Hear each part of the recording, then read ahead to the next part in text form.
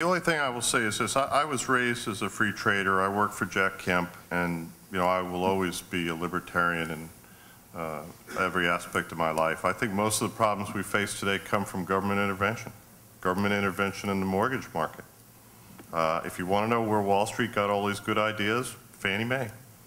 Fannie Mae was the model.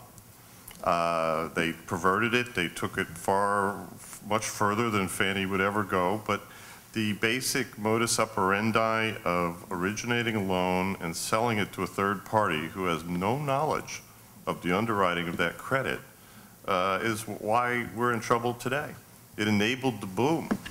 If we were just focused on housing, but a community banker like my colleague to my right had to hold the credit and service a loan, that would be a very different model, wouldn't it? You wouldn't have had Lehman Brothers and Bear Stearns blow up. When you saw my friends at Bear Stearns with a loan origination desk, you knew we had a problem. That was not a natural activity for them. I think, we have an interest in openness. We are not ever going to close our door. But I will say this, I am much less impressed with China than my colleagues on Wall Street.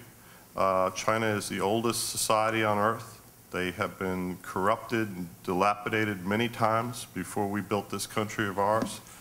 They still hold their people in fear and terror by virtue of the single monopoly on power of the Communist Party.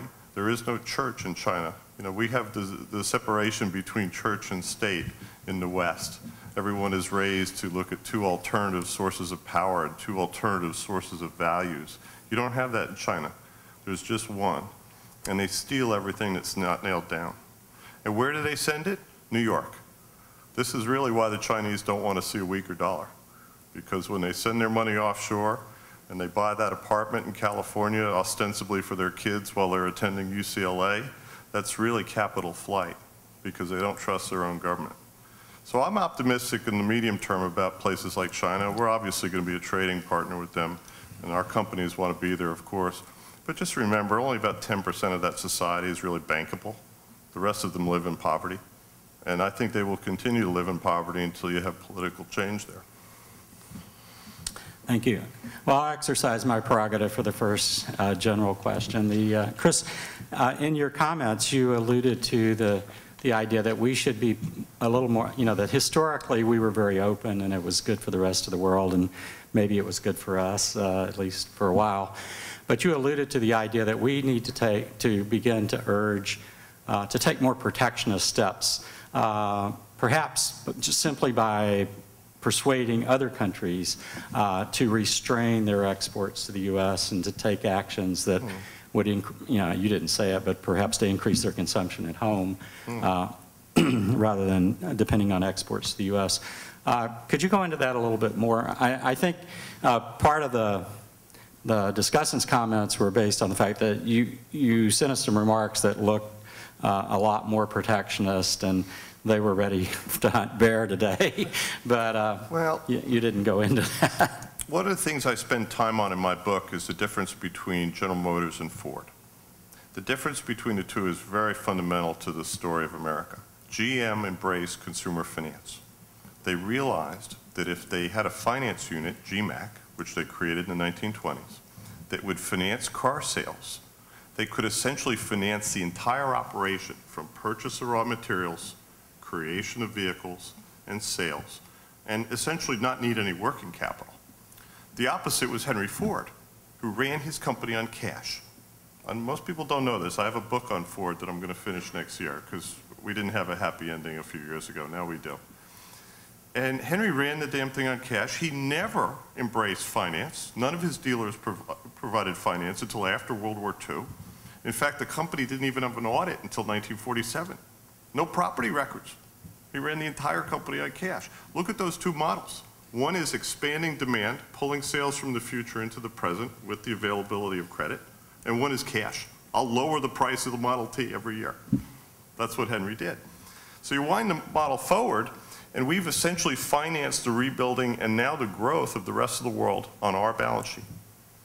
We have $50,000 in debt for every American today because of the national debt. Is that a sustainable model? No. I don't want to close the door to other countries, but if I have a mercantilist state in China whose political leadership and their military leadership use trade as much as a weapon as to generate income, I'm not going to treat them the same way I'm going to treat the Australians or even the Indians. I'm going to differentiate from them, and I think I should tax them for access to their market. I want Tim Geithner to get off his knees and stop begging them to do whatever with their currency. We can't force them to do anything. I don't want to. I'm just going to charge them for access to our theme park. If they want to sell goods here, fine. Until they adopt more democratic, transparent, and free market principles, let their currency float to reflect the commercial flows, then I think we should impose a duty on them. Because remember, this country was built on protectionism. Free trade is a modern ethic, and I don't disagree with it, but remember who's selling it to you.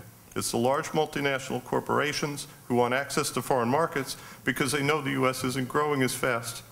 And I love them dearly, but if they're going to impoverish our workforce and essentially leave Americans with no capital to do the transformation that we need, and I agree with the other speakers, we don't want to build cars. I totally agree with that. Ford probably won't even be building cars in North America in 10 years. They'll all be built offshore. We got to build the next thing, and I totally agree with my colleague. Great, thank you. Other questions? Terry? If I could ask each member of the panel, what's the future of the 30-year fixed rate mortgage? Well, I'll go first. 30 years is a long time to finance a house. It implies that you don't have the income to buy it faster. I always tell friends who ask me, I say, get a shorter amortization if you can, pay it off faster. But you know, in Japan they have 100-year mortgages because the cost of real estate went up so high. The thing I will say to you today, we haven't gotten into in the conversation, but right now there's a refinancing blockade by the top 3 banks and Fannie Freddie. They don't want to refi you. Why? Because it's a prepayment. Their portfolio income will fall if they take you out of a 5.5 and put you into a 3%, right? So I don't know. I think the private label market for mortgages is dead for a while. I think the only thing we're going to have is the conforming market with Fannie and Freddie for years. If you look at what's going on in the paper. I mean, imagine if you were a title insurance company today. Would you write title insurance on a new home mortgage, given what's going on in the marketplace? No way. You can't. I mean, we have a lot of work to do.